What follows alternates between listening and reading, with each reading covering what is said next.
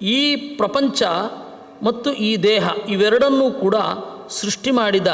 ತೇನ ಸೃಷ್ಟ ಪುದ್ಗಲಸ್ತು ಪ್ರಧಾನಂ ವಿಶತೇ ನೃಪ. ಅದರಿಂದಾಗಿ ಇದನ್ನು ಪುದ್ಗಲ ಅಂತ ಕರೀತಾರೆ. ವಸ್ತುತಃ ಪುದ್ಗಲ ಅಂತನ್ನುವ ಶಬ್ದಕ್ಕೆ ಜೀವ ಅಂತ ಅರ್ಥ. ಯಾಕೆ ಅಂದರೆ ಪುದ್ಗಲೋ ನಿರಯಂ ಗಿರನ್ ಅಂತ ಹೇಳಿದ್ದಾರೆ. ಪುದ್ಗಲ ಅಂತಂದರೆ ನರಕಭಾಗಿಯಾದ ಜೀವ. ಇವತ್ತಲ್ಲ ನಾಳೆ ನರಕಕ್ಕೆ ಹೋಗ್ತಾನೆ. ಇವನು ಇವತ್ತು ಅತ್ಯಂತ ಪುಣ್ಯ ಮಾಡಿದ್ದ ಅಂದರೆ ಹಿಂದೆ ನರಕಕ್ಕೆ ಹೋಗಿ ಬಂದಿರ್ತಾನೆ. ಈ ಎಲ್ಲ ಹಿನ್ನೆಲೆಯಲ್ಲಿ ಅವನನ್ನು ಪುದ್ಗಲ ಅಂತ ಕರೀತಾ ಇದ್ದರು. ಈ ತರಹದ ಪುದ್ಗಲ, ಅದಕ್ಕೆ ನರಕಕ್ಕೆ ಕಾರಣವಾದ ಕಾರ್ಯಕ್ಕೆ ಸಾಧನವಾದದ್ದು ದೇಹ. ಅದರಿಂದಾಗಿ ಪುದ್ಗಲ ಅಂತ ಅವನನ್ನು ದೇಹವನ್ನು ಕರೀತಾರೆ. ಪ್ರಧಾನಂ ಕ್ಷೋಭಿತಂ ತೇನ ವಿಕಾರಾನ್ನ ಸೃಜತೆ ಬಹೂನ್. ಈ ಸೃಷ್ಟಿಯಾಗಿದ್ದು ಪ್ರಧಾನಂ ಕ್ಷೋಭಯನ್, ಪ್ರಕೃತಿಯ ಉಲ್ಲೋಲ ಕಲ್ಲೋಲ. ಏನು ಹಾಗಂದರೆ ಪ್ರಕೃತಿಯ ಬೇರೆ ಬೇರೆ ಭಾಗಗಳನ್ನು ಒಂದಾಗಿ ಮಾಡಿ ಕಲಸಿ ಒಂದನ್ನು ಜಾಸ್ತಿ ಮಾಡಿ ಒಂದನ್ನು ಕಡಿಮೆ ಮಾಡಿದರೆ ಅದು ಸೃಷ್ಟಿ. ಸೃಷ್ಟಿ ಯಾವತ್ತೂ ಅಷ್ಟೇ.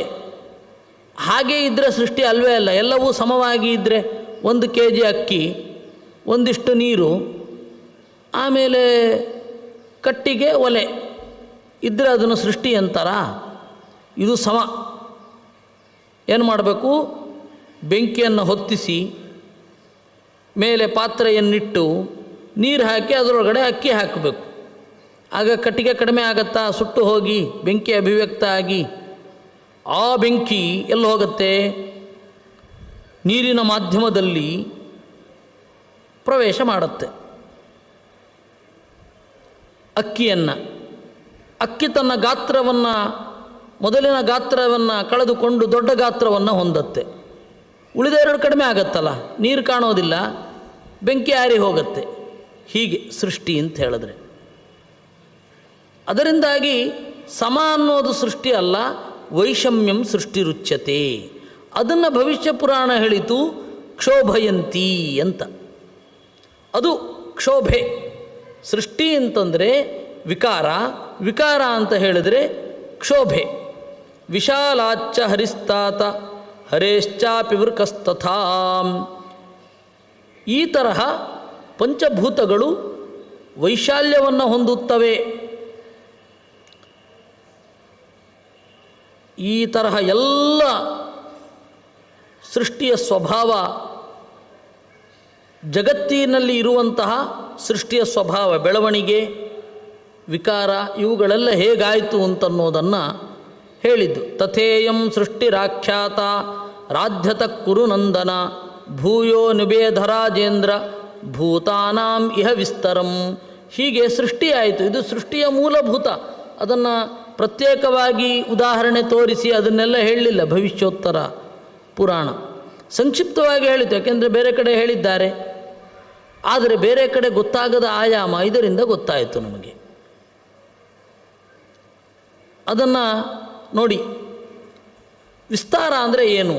ವಿಸ್ತಾರ ಅಂತಂದರೆ ಎಕ್ಸ್ಟೆನ್ಷನ್. ಪ್ರತಿಯೊಂದು ಭೂತಗಳು ಅನೇಕ ವಿಸ್ತಾರವನ್ನು ಹೊಂದುತ್ತವೆ, ಅನೇಕ ವಿಕಾಸವನ್ನು ಹೊಂದುತ್ತವೆ. ಅದನ್ನು ಹೇಳ್ತಾರೆ. ಗುಣಾಧಿಕಾನಿ ತರವಾಣಿ ಭೂತಾನಿ ಪೃಥಿವೀಪತೆ ಆಕಾಶಮಾದಿತ ಕೃತ್ವ ಉತ್ತರೋತ್ತರಮೇವಹಿ. ಮೊದಲು ಆಕಾಶದ ಸೃಷ್ಟಿ. ಭೂತಗಳ ವಿಸ್ತಾರಕ್ಕೆ ಉದಾಹರಣೆ ಕೊಡಬೇಕು ಅಂತ ಹೇಳಿದರೆ, ಭೂತಗಳ ವಿಸ್ತಾರವನ್ನು ನಮಗೆ ಅರ್ಥ ಮಾಡಬೇಕು ಅಂತಂದರೆ ಆಕಾಶದ ಸೃಷ್ಟಿ ಅಂತ. ಏಕಂ ದ್ವೌಚ ತಥಾ ತ್ರೀಣಿ ಚತ್ವಾರಶ್ಚಾಪಿ ಪಂಚಚ ತತಸ್ಥ ಭಗವಾನ್ ಬ್ರಹ್ಮ ಪದ್ಮಾತನಗತ ಪ್ರಭು. ಆ ಆಕಾಶದ ಜೊತೆಗೆ 5 ರೂಪಗಳನ್ನು ಬ್ರಹ್ಮದೇವರು ತೆಗೆದುಕೊಂಡರು. ಸರ್ವೇಷಾಂ ಸತು ನಾಮಾನಿ ಕರ್ಮಾಣಿ ಚ ಪೃಥಕ್ ಪೃಥಕ್ ವೇದ ಶಬ್ದೇಭ್ಯಯೇ ವಾದೌ ಪೃಥಕ್ ಸಂಸ್ಥಾಶ್ಚ ನಿರ್ಮಮೇ. ಆಮೇಲೆ ಈ ಆಕಾಶದ ನೆಲೆಯಲ್ಲಿ ಉಳಿದ ಭೂತಗಳ ವಿಸ್ತಾರ ಆಯಿತು. ಆಕಾಶ ಇದ್ದರೆ ತಾನೇ ಇವುಗಳ ವಿಸ್ತಾರ. ಮತ್ತು ಆಕಾಶದ ಸೃಷ್ಟಿ ಏನು? ಆಕಾಶದ ಸೃಷ್ಟಿ ಅಂತಂದರೆ ಒಂದು ಬೌಂಡ್ರಿ ಕ್ರಿಯೇಟ್ ಮಾಡಿದ್ದು, ಅದೇ ಆಕಾಶದ ಸೃಷ್ಟಿ. ಆಮೇಲೆ ಇದ್ರ ಒಳಗಡೆ ಅನೇಕ ನಾಮಗಳು ಬೇಕು, ಹೆಸರು. ಈ ಪದಾರ್ಥ ಇದನ್ನು ಹೇಳುತ್ತೆ. ಅದು ನಾಮಕರಣ ಮಾಡಿದ್ದು ಎಲ್ಲಿಂದ? ವೇದ ಶಬ್ದೇಭ್ಯ ಏವಾದವು, ವೇದ ಶಬ್ದದಿಂದ ನಾಮಕರಣ ಮಾಡಿದ್ದು. ಅದರಿಂದಾಗಿ ವೇದಕ್ಕೆ ಅರ್ಥವನ್ನು ಮಾಡುವಾಗ ನಾವು ವೇದದಿಂದ ನಾಮಕರಣವಾಗಿದ್ದರ ವಸ್ತುವನ್ನು ನೋಡಬಾರದು, ಗುಣಗಳನ್ನು ನೋಡಿಕೊಂಡು ವೇದಕ್ಕೆ ಅರ್ಥ ಮಾಡಬೇಕು. ವೇದ ಹೆಚ್ಚಿನ ಜನರಿಗೆ ಅರ್ಥ ಆಗದೆ ಉಳಿದಿರಲಿಕ್ಕೇನು ಕಾರಣ ಅಂದರೆ ನಾವು ಉಲ್ಟಾ ಪ್ರೊಸೆಸ್ಸು. ವಸ್ತು ಇದೆ ಜಗತ್ತಿನಲ್ಲಿ, ಅದಕ್ಕೊಂದು ಹೆಸರಿದೆ, ಆ ಹೆಸರು ಬಂದಿದ್ದು ವೇದದಿಂದ, ಅದರಿಂದಲೇ ವೇದವನ್ನು ಅಳಿಲಿಕ್ಕೆ ಹೋಗೋದು. ಅದು ಮಿಸ್ಫೈರ್ ಆಯಿತು, ವೇದ ಅರ್ಥ ಆಗಲಿಲ್ಲ. ವೇದ ಅರ್ಥ ಆಗಬೇಕಾದ್ರೆ ಈ ಪಂಚಭೂತಗಳಿಗೆ ಯಾವ ಯಾವ ನಾಮಗಳಿದೆ, ಆ ನಾಮ ಯಾಕೆ ಬಂತು? ಅದು ರೂಢವೋ, ಕೇವಲ ಸಾಂಕೇತಿಕವೋ, ಅಥವಾ ಗುಣವನ್ನು ಹೇಳುತ್ತೋ ಅಂತ ಯೋಚನೆ ಮಾಡಿ ಆ ವೇದಕ್ಕೆ ಆ ರೀತಿ ಅರ್ಥ ಮಾಡಬೇಕು. ಇಲ್ಲ ಅಂತ ಹೇಳಿದ್ರೆ ಆಗೋದಿಲ್ಲ. ಅದರಿಂದ ಇದು ನಾವು ತಿಳ್ಕೊಳ್ಬೇಕಾದದ್ದು ಏನು ಅಂದರೆ, ವಸ್ತುಗಳಿಗೆ ನಾಮಕರಣ ಮಾಡುವಾಗ ಬ್ರಹ್ಮದೇವರ ಮುಂದೆ ಇದ್ದದ್ದು ವೇದ, ವೇದಗಳಿಂದ ನಾಮಕರಣ ಮಾಡಿದ್ದು.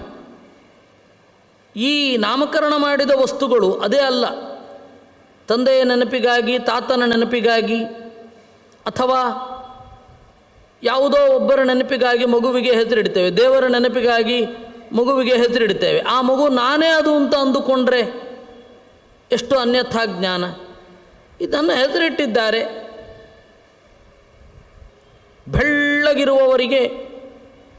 ಬೆಳ್ಳಗಿರುವ ಹುಡುಗಿಗೆ ಶ್ಯಾಮಲ ಅಂತ ಕರೀತಾರೆ, ಅದು ನೆನಪಷ್ಟೇ ವಿನಃ ಶ್ಯಾಮಲ ಅಂದರೆ ಕಪ್ಪು ಅಂತ.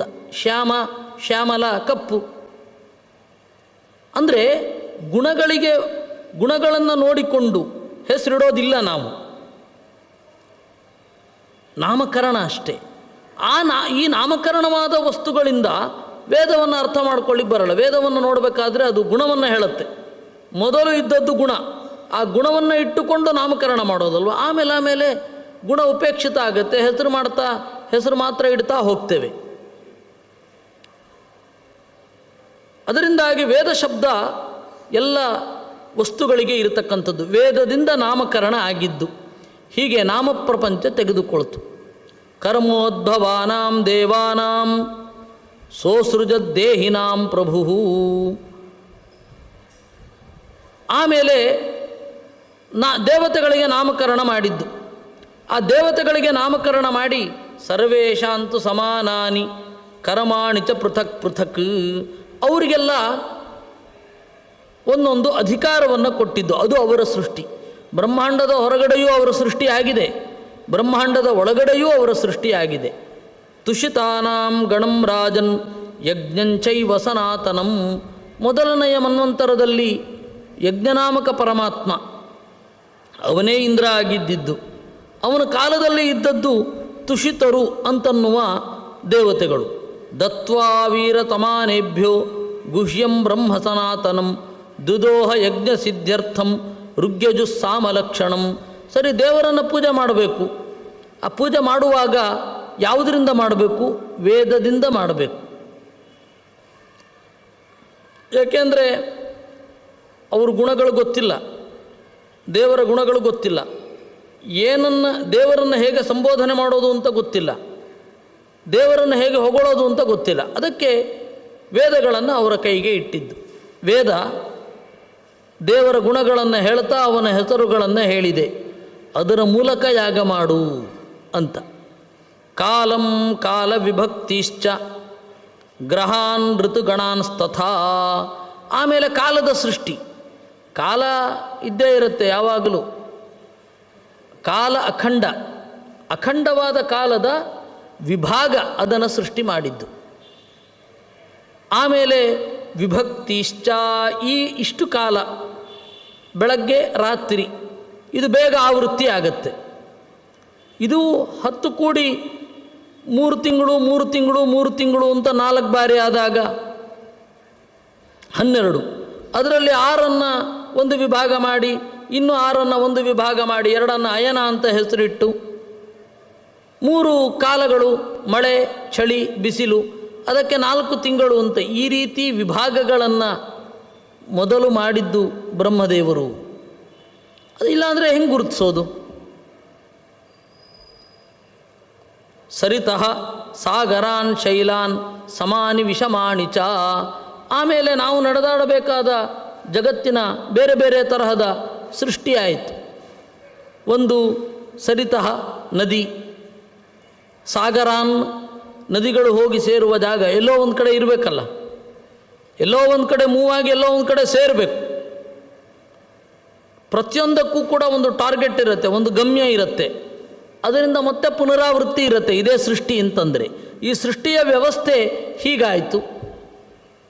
ಕಾಲವನ್ನು ವಿಭಾಗ ಮಾಡಬೇಕು ಅಂತಂದರೆ ನೀರು ತುಂಬಿಕೊಂಡದ್ದು, ನೀರು ಇಳಿದದ್ದು, ಇದರಿಂದಲೇ ಕಾಲವನ್ನು ನಿರ್ಣಯ ಮಾಡಬೇಕು. ಬೇಸಿಗೆ ಕಾಲದಲ್ಲಿ ನೀರಿಲ್ಲ, ಕ್ಷುದ್ರ ನದಿ ಇದು, ಮಳೆಗಾಲದಲ್ಲಿ ಮಾತ್ರ ಹರಿಯುತ್ತೆ, ಹೀಗೆಲ್ಲ ವಿಭಾಗ ಆಗಬೇಕಲ್ಲ, ಕಾಲ ಮೊದಲಾದವುಗಳ ವಿಭಾಗ. ಆ ವಿಭಾಗ ಆಗಬೇಕು ಅಂತಂದರೆ ಮೊದಲು ವಸ್ತುಗಳ ಸೃಷ್ಟಿಯಾಗಬೇಕು. ಆ ವಸ್ತುಗಳ ಸೃಷ್ಟಿಯೂ ಆಯಿತು. ಕಾಮಂ ಕ್ರೋಧಂ ತಥಾ ಲೋಭಂ ರತಿಂ ಚಾಪಿ ಕುರುದ್ವಃ ಸೃಷ್ಟಿಂ ತಸರ್ಜ ರಾಜೇಂದ್ರ ಶಿಶಿಕ್ಷುರ ವಿವಿಧ ಪ್ರಜಾ. ಹೀಗೆ ಮೊದಲು ಎಲ್ಲ ಸೃಷ್ಟಿಯಾಗಿದೆ. ಅಭಿಮಾನಿ ದೇವತೆಗಳ ರೂಪದಲ್ಲಿ ಮತ್ತು ವಸ್ತುಗಳ ರೂಪದಲ್ಲಿ. ಮನುಷ್ಯರನ್ನು ಬಿಟ್ಟು ಎಲ್ಲರೂ, ಮನುಷ್ಯನೇ ಅತ್ಯಂತ ಕಡೆಯವ. ಇಲ್ಲಿ ಮನುಷ್ಯ ಆದಮೇಲೆ ಇನ್ಯಾರ ಸೃಷ್ಟಿಯೂ ಇಲ್ಲ. ಇವರೆಲ್ಲರಿಗಿಂತ ಚಿಕ್ಕವ ಅಂತಂದರೆ ಮನುಷ್ಯ. ಅವರು ಬಾಳುವೆ ಮಾಡಲಿಕ್ಕೆ ಧರ್ಮೋ ವಿವೇಕಾಯ ಕರ್ಮಣಾಂಚ ತಥಾ ಸೃಜತ್. ಇದು ಧರ್ಮ, ಇದು ಅಧರ್ಮ ಅನ್ನುವ ಕರ್ಮಗಳ ವಿಭಾಗವನ್ನು ಸೃಷ್ಟಿ ಮಾಡಿದ ಅನ್ನುವಲ್ಲಿಗೆ ಇವತ್ತಿನ ಚಿಂತನೆಯನ್ನು ನಾವು ಮುಗಿಸೋಣ. ಇವತ್ತು ಸೃಷ್ಟಿ ಪ್ರಕ್ರಿಯೆ ಆದ್ದರಿಂದ ಒಂದು ಸ್ವಲ್ಪ ಗಂಭೀರ ವಿಷಯ ಅಂತ ಅನಿಸಿರ್ಲಿಕ್ಕೆ ಸಾಕು, ಆದರೆ ಅಸಹಾಯ ಇಲ್ಲಿರೋದದು. ಉಳಿದದ್ದು ಏನಿದೆ ಅದನ್ನು ನಾಳೆ ನೋಡೋಣ ಅಂತ ಹೇಳ್ತಾ ಇವತ್ತಿನ ಚಿಂತನೆಯನ್ನು, ಮುಂದೆ ವೇದ ವಿಭಾಗ ಬರುತ್ತೆ, ಅದನ್ನು ಆಮೇಲೆ ನೋಡೋಣ ಅಂತ ಹೇಳ್ತಾ ಇವತ್ತಿನ ಚಿಂತನೆಯನ್ನು ದೇವರಲ್ಲಿ ಸಮರ್ಪಣೆ ಮಾಡುತ್ತೇನೆ. ಕೃಷ್ಣಾರ್ಪಣಮಸ್ತು.